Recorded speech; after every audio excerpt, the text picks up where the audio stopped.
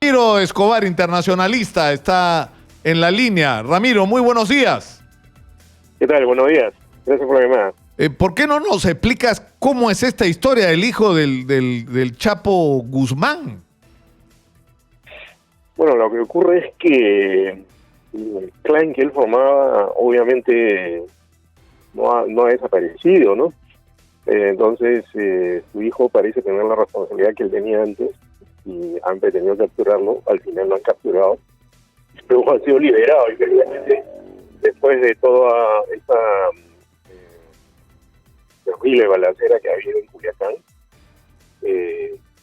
llegaste a verlo y ha implicado un enfrentamiento de gran envergadura entre las fuerzas del orden y los miembros del clan del Chapo. Pero eso no demuestra debilidad, Ramiro, de parte de las autoridades, personal policial, la gente operativa de México. No significa, no están enviando una lección de que los narcotraficantes pueden más que el Estado, que a partir de una respuesta, por supuesto horrible, ¿no? Balazos limpios y que le importa el asunto, termina. Para un resultado inútil, además, ¿no? Claro. O sea, atraparlo y luego liberarlo. Exacto. Pero, a ver, no es que. Yo me llevaría, digamos, el análisis a decir que tienen más poder que el Estado, pero tienen un poder que puede ser equiparable en algunos momentos y puede resistirse de ese modo tan brutal y tan organizado. Y esto además tiene varios años. Esto empieza en el gobierno de Felipe Calderón, cuando Felipe Calderón decide emprender la guerra contra el narco y de una manera literalmente militar. Y entonces los resultados, a pesar de que son auspiciosos por un lado, que logran desbaratar algunos grupos, pero el costo es muy alto, ¿no? Y genera una respuesta militar de ese tipo, ¿no?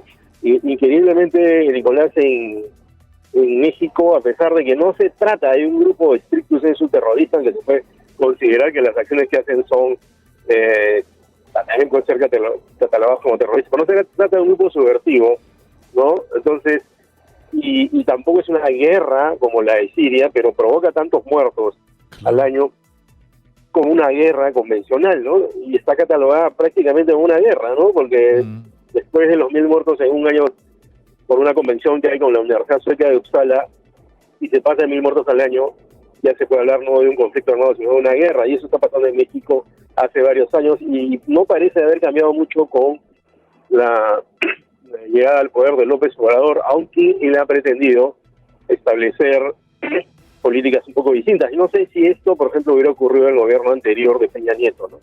Pero en todo caso, evidentemente... Claro, porque la decisión se toma en función de que si se procedía con la detención iba a ser pero una masacre, ¿no? Claro, o sea, se desencadenaba una cosa una batalla campal, impredecible. ¿no? Sí, claro, es que el poder de resistencia que tienen es tan grande, y eso también se debe, como mucha gente comenta en México, a la corrupción de las fuerzas policiales. No sé si te acuerdas que hace varios años un general, Gutiérrez Rebollo, ¿no?, que era el encargado de enfrentar a los narcotraficantes en México, él mismo estaba involucrado. No sabría decirte si en este momento hay casos de ese tipo, pero da la impresión que el poder de persuasión y de corrupción de los clanes de narcotráfico en México es tan grande que incluso paraliza la actividad del Estado donde más debe reaccionar, que es en la parte policial y militar, y eso para tal vez explica por qué el problema nunca acaba, porque si hubiera más cohesión y más eficacia en la fuerza del orden, parece esto no hubiera crecido tanto, ¿no?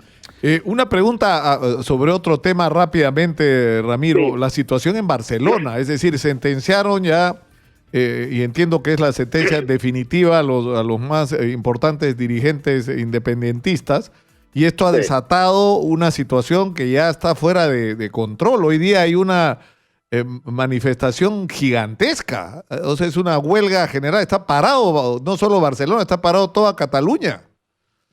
Incluso han anulado un partido entre el Barcelona y el Real Madrid que iba a ser el domingo, me parece. Así es.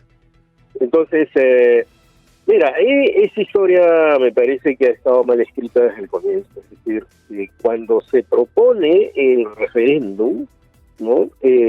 Hace unos 3 años, cuando estaba en el poder ese Puigdemont, ¿no? Yo creo que lo más conveniente hubiera sido, bueno, que se realice, y según me contaban varios amigos españoles y catalanes, lo más probable es que hubieran perdido los partidarios de la independencia.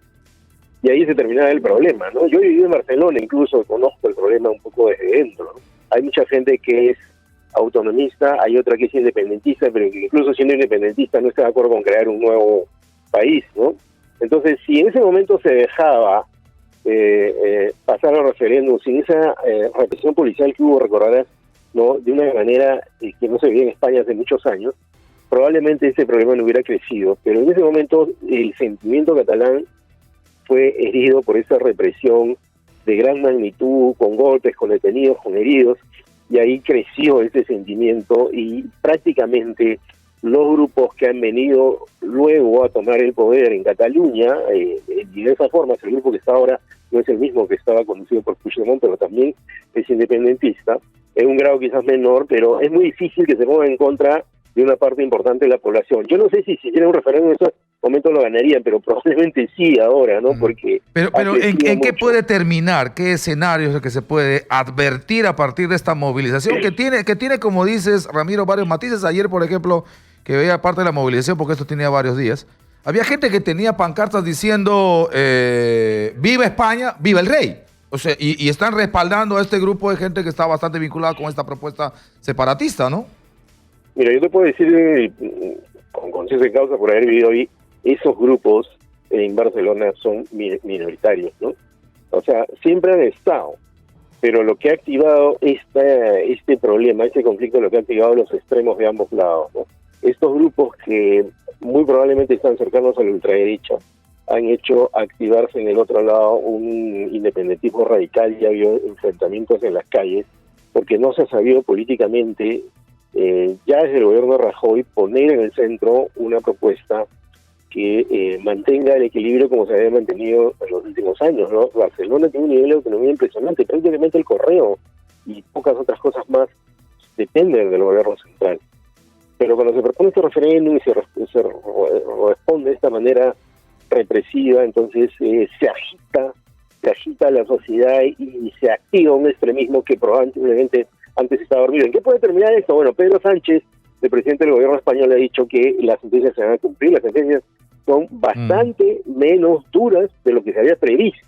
¿Tú te imaginas lo que podría haber sido si se cumplía la sentencia de 25 años y estaría incendiada totalmente Cataluña? Pero aún con penas menores se ha producido esta reacción porque obviamente las personas que están a favor no quieren ninguna sanción, ¿no? Claro que sí. Bueno, muchas gracias a Ramiro Escobar, internacionalista, por atender nuestro llamado. Muy gentil, como siempre. Gracias, Ramiro, buenos días. Gracias, Ramiro. Ahora, la embajada peruana, en España, que está a cargo de Claudio de la Puente, ha activado todo un mecanismo de información, de atención 24 horas al día lo que pueda pasar, ¿no?, a la muy grande comunidad peruana que vive en Barcelona, ¿no?, incluyendo a una de mis hijas. Está todo parado. Todo parado, simplemente.